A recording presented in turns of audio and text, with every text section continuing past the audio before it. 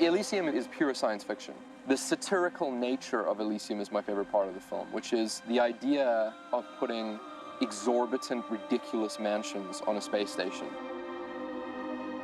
The way that it reinforces the theme, when you take that realistic scientific concept and then you cake it with wealth and diamonds, becomes something I want to make a film about.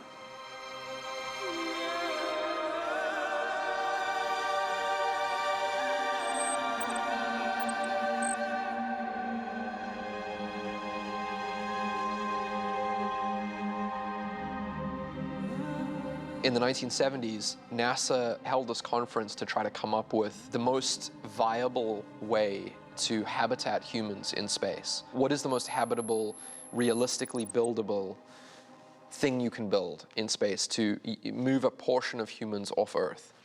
And so in the 70s, Stanford University won out the design for that concept and came up with the idea for this thing called the Stanford Torus.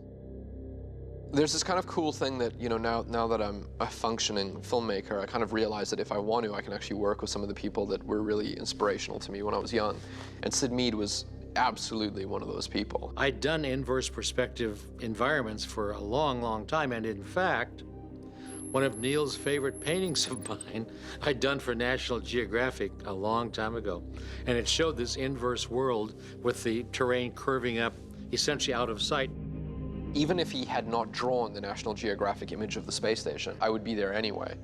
But when you combine the image of the space station with that love of his design work, it's like a no-brainer. The second I realized that, I was like, we should try to get Sid Mead to do the design of Elysium.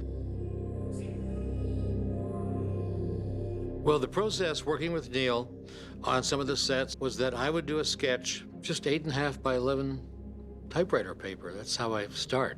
Because ideas have no scale until you assign scale to them. So the idea is very critical, and I would do a fairly quick pen sketch, email that to him.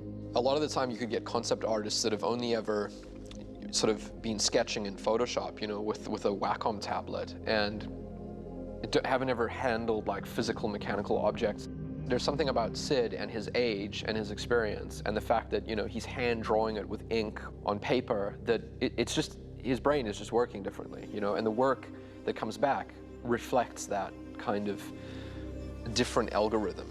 And it's very, very refreshing. Sid was very involved in designing a lot of the imagery and the sort of baseline aesthetic for Elysium.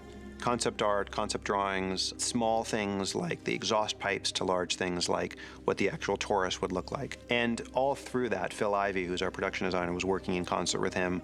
Neil and I have been Sid Mead fans forever. His work on Blade Runner, through Tron, everything else is, from a design standpoint, is gold. You'll see Sid's main contribution is in the overall geometry of the control room and the briefing room. And they're two of my favorite sets in the film.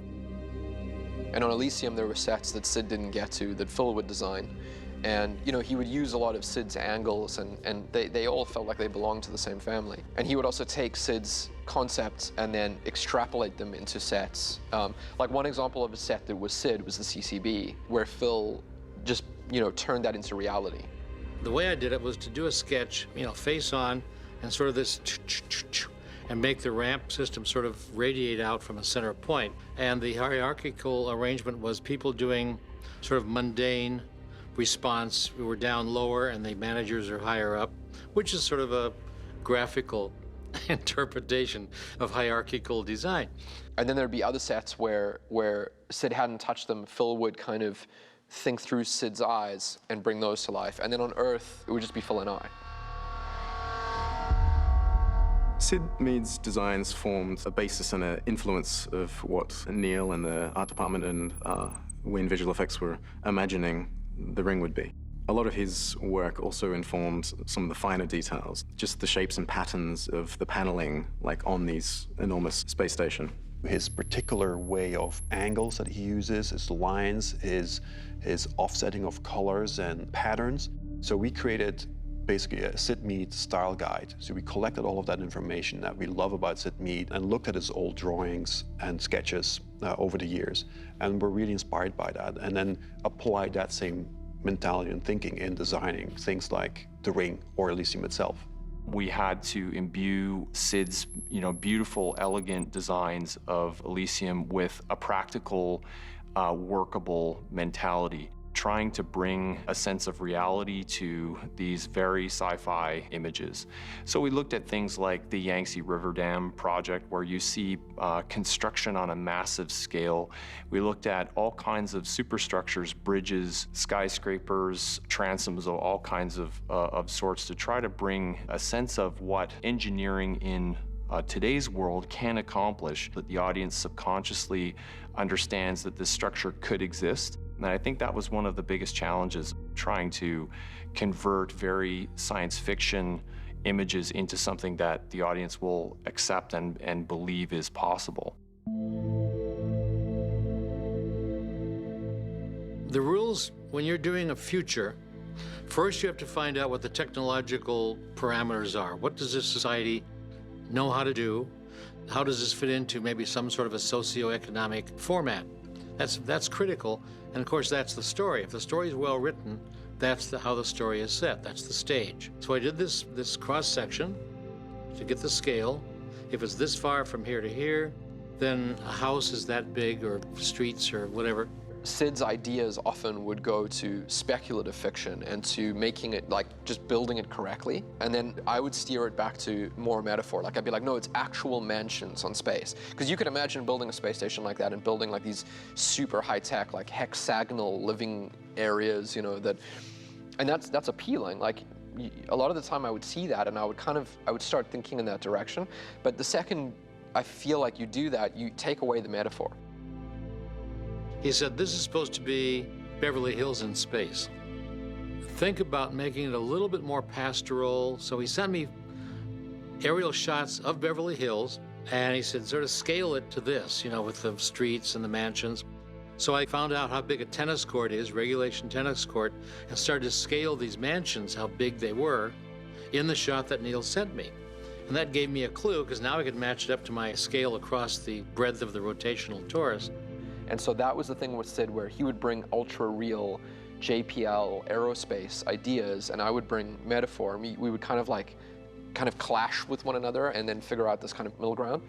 My strong suit, I guess, is that having an industrial design background, I can theoretically imagine how this might be made given a series of theoretical possibilities of manufacture.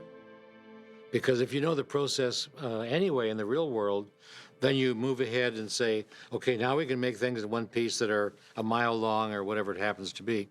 And that influences how it looks, because things look the way they do because of how they're made.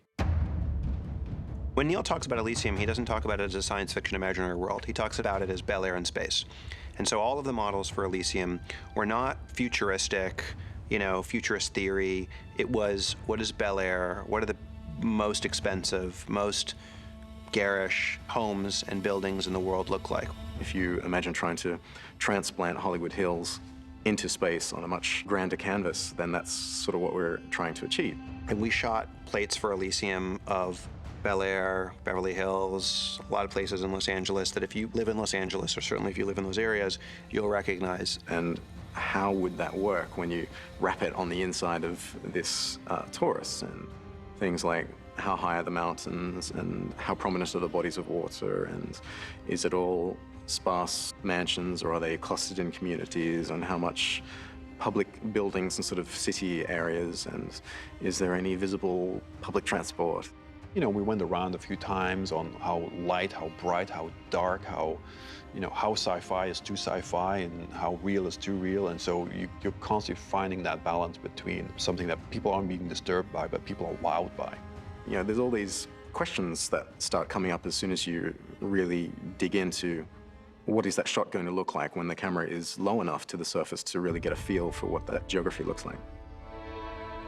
We have a whole mix of mansions through there. One thing we're saying is money doesn't necessarily buy taste. So we have a lot of your faux Tuscan mansions through to your Malibu modern, which is a style I really like, through to your ultra modern mansions that you're seeing now, mainly in concept stuff, but are starting to be realized as construction techniques have progressed.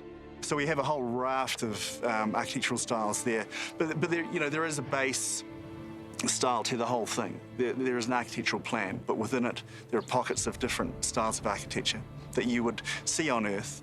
We didn't necessarily make up too many sci-fi elements. Neil definitely wanted a level of realism in that environment that people wouldn't question.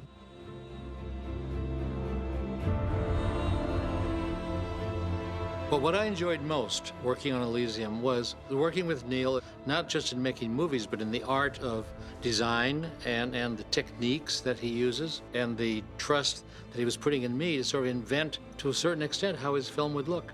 The challenge of building Elysium as an environment and as a believable space was the thing that we were the least knowledgeable about at the start of the process, and the thing that we had to become the most knowledgeable about by the time we completed it.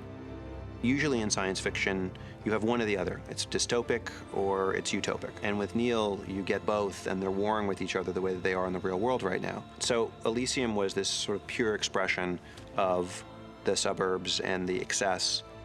This realistic concept of the Stanford Torus, a functioning space station that is a self-contained biosphere, that's what I was interested in, was something that was like that, but then again the metaphor kicks in and it's a little bit bigger and it's a little bit more lavish and a little bit more ridiculous, but it's based on something that is sort of realistic.